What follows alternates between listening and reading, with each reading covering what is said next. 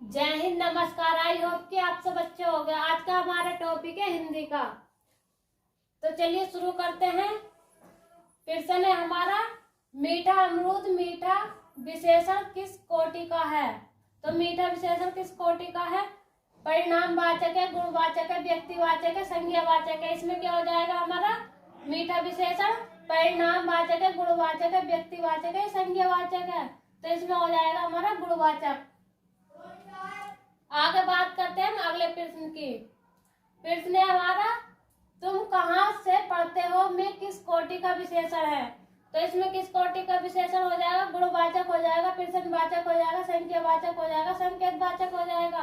तो इसमें क्या होगा? गुणवाचक होगा, प्रश्नवाचक होगा, संज्ञावाचक होगा, संकेतवाचक होगा। तुम कहाँ पढ़ते हो में किस कोटि का विशेषण है? प्रश्नवाचक। आगे बात करते हैं हम अगले प्रश्न की। लोभी किस विधि से निर्मित विशेषण है? तो लोभी किस विधि से निर्मित विशेषण है? संज्ञा विधि से है, सर्वनाम विधि से है, क्रिया विधि से है, प्रत्यक्ष विधि से है। तो किस विधि से है ये? संज्ञा विधि से, सर्वनाम विधि से, क्रिया विधि से, प्रत्यक्ष विधि से। तो ये संज्ञा विधि से। आगे बात करते हैं अगले प्रश्न की। निम्न में से कौन सा युग्म विशेषण नहीं है? तो कौन सा नहीं है? छोटा बड़ा, हरा पीला, 2 3, राम लक्ष्मण। तो कौन सा नहीं है इसमें सही विशेषण? छोटा बड़ा, हरा पीला, 2 3, राम लक्ष्मण। तो इसमें हो जाएगा राम लक्ष्मण।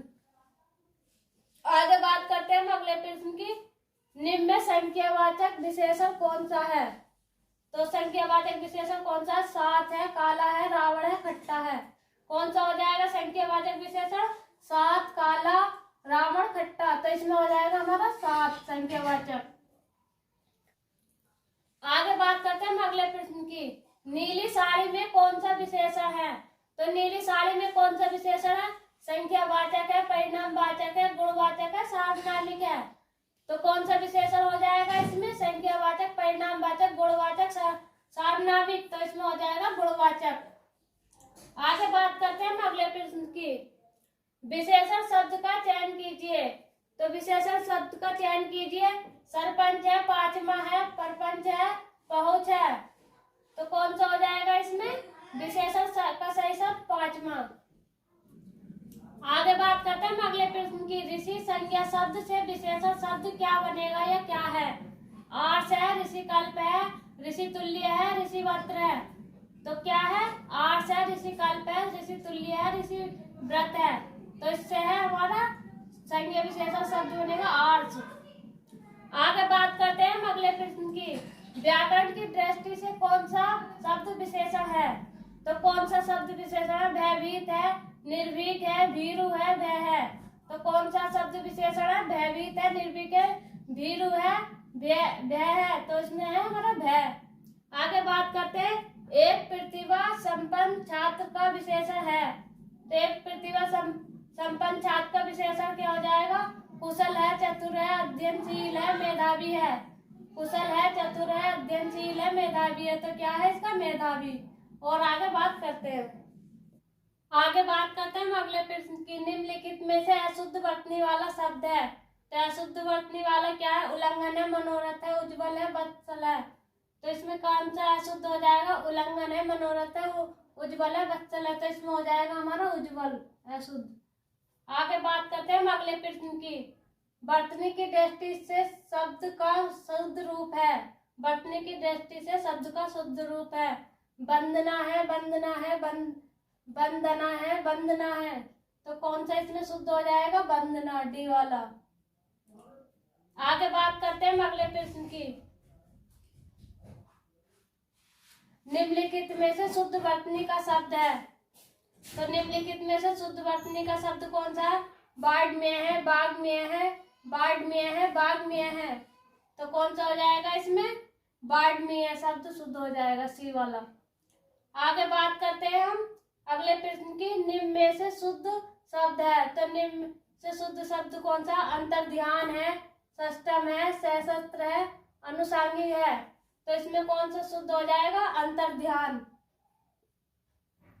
आगे बात करते हैं हम अगले प्रश्न की। निम्न में से एक शब्द अशुद्ध है। तो निम्न में से एक शब्द अशुद्ध है, कौन सा है? कौशल्या है, मैथिली, शरण गुप्त है, मेघनाद है, राहुल सांस्कृतियायन है। तो कौन सा हो जाएगा इसमें अशुद्ध? राहुल सांस्कृतियायन। आगे बात करते हैं अगले प्रश्न की। निम्न में से अशुद्ध शब्द है, तो निम्न में से अशुद्ध शब्द कौन सा? अधीन है, भागीरथी है, जागृत है, अनुगृहित है। तो इसमें कौन सा अशुद्ध हो जाएगा? जागृत। आगे बात करते हैं अगले प्रश्न की। निम्न में से शुद्ध बरतने वाला शब्द है, तो निम्न में से शुद्ध शब्द बरतने वाला शब्द कौन सा है? ज्योत्सना है, ज्योत्सना है, ज्योत्सना है, ज्योत्सना है। तो कौन सा सही हो जाएगा इसमें? ज्योत्सना, सी वाला। आगे बात करते हैं हम अगले प्रश्न की। निम्न में से अशुद्ध बरतनी का शब्द है, तो निम्न में से अशुद्ध बरतनी का शब्द कौन सा? महत्व है, वाल्मीकि है, पैतृक है, सन्यासी है। तो इसमें कौन सा अशुद्ध हो जाएगा? इसमें हो जाएगा सन्यासी। आगे बात करते हैं अगले प्रश्न की। नीचे दिए गए शब्दों में से किसकी बरतनी शुद्ध है? तो किसकी बरतनी शुद्ध है? सन्यासी की, अकाल की, अनुगृहित की, आजीवन की। तो कौन से की शुद्ध बरतनी है इसमें? सन्यासी की। आगे बात करते हैं अगले प्रश्न की। निम्न में से शुद्ध शब्द है, तो निम्न में से शुद्ध शब्द कौन सा? उपरोक्त है, अभिरुक्त है, उपयुक्त है, अपुयुक्त है। तो कौन सा हो जाएगा? उपयुक्त, डी वाला सही हो जाएगा। और आगे देखते हैं। आगे बात करते हैं द्विज का कौन सा शब्द नहीं है? तो द्विज का कौन सा शब्द नहीं है? ब्राह्मण नहीं है, पक्षी नहीं है, दात नहीं है, विधेय नहीं है। तो कौन सा हो जाएगा? द्विज का शब्द नहीं है ब्राह्मण, पक्षी, दात, विधेय। तो हो जाएगा विधेय। आगे बात करते हैं हम अगले प्रश्न की। अनेकार्थी शब्द नाक का एक अर्थ है, तो कौन सा है? रथ है, तारा है, हाथी है, मोक्ष है। रथ है, तारा है, हाथी है, मोक्ष है। तो क्या हो जाएगा? हाथी। आगे बात करते हैं हम अगले प्रश्न की। निम्नलिखित में से गो का अर्थ नहीं है, तो गो का अर्थ नहीं है। गाय है, नदी है, इंद्र है, गज है। गाय है, नदी है, इंद्र है और गज है। तो कौन सा हो जाएगा इसमें? गज। आगे बात करते हैं हम अगले प्रश्न की। अनेकार्थी शब्द अम्बज के गलत विकल्प हैं। अनेकार्थी शब्द अम्बज के गलत विकल्प है। क्या है? शंख है, चंद्रमा है, मेघ है, कपूर है। कौन से? शंख है, चंद्रमा है, मेघ है, कपूर है। तो क्या हो जाएगा इसमें? मेघ। आगे बात करते हैं हम अगले प्रश्न की। निम्नलिखित शब्दों में से एक का अर्थ पतवार है, तो किसका है? कान का है, कण का, श्रुति का, सर्वेंद्रिय का है। तो किसका है? कण का। आगे देखते हैं अगले प्रश्न को। अगला प्रश्न, निम्नलिखित में से कौन सा शब्द पानी का अर्थ देता है? तो कौन सा अर्थ देता है? जंगल है, वन है, अरण्य है, कनक, कानक है। तो कौन सा हो जाएगा इसमें? जंगल है, वन है और अरण्य है, कानक है। तो इसमें हो जाएगा वन। आगे बात करते हैं अगले प्रश्न की। इनमें से कौन सा शब्द अंबर का अनेकार्थी है?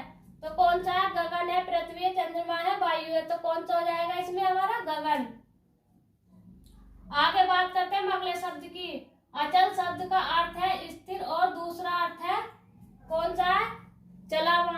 चलायमान है, निश्चल है, स्थाविर है, गतिमान है। तो कौन सा हो जाएगा इसमें? इसमें हो जाएगा निश्चल। आगे बात करते हैं हम कौन सा शब्द द्विज का अनेकार्थी नहीं है? तो कौन सा शब्द द्विज का अनेकार्थी नहीं है? चंद्रमा नहीं है, पक्षी नहीं है, दांत नहीं है, सिंह नहीं है। तो इसमें क्या हो जाएगा? सिंह। आगे बात करते हैं अगले प्रश्न की। मत्सर शब्द का अनेकार्थी रूप चुनिए। तो मत्सर शब्द का अनेकार्थी रूप क्या हो जाएगा? क्रोध है, राग है, सारंग है, सड़ंग है। तो इसका क्या हो जाएगा? राग। अगर वीडियो अच्छा लगा हो तो वीडियो को लाइक करें, शेयर करें और चैनल को सब्सक्राइब करें।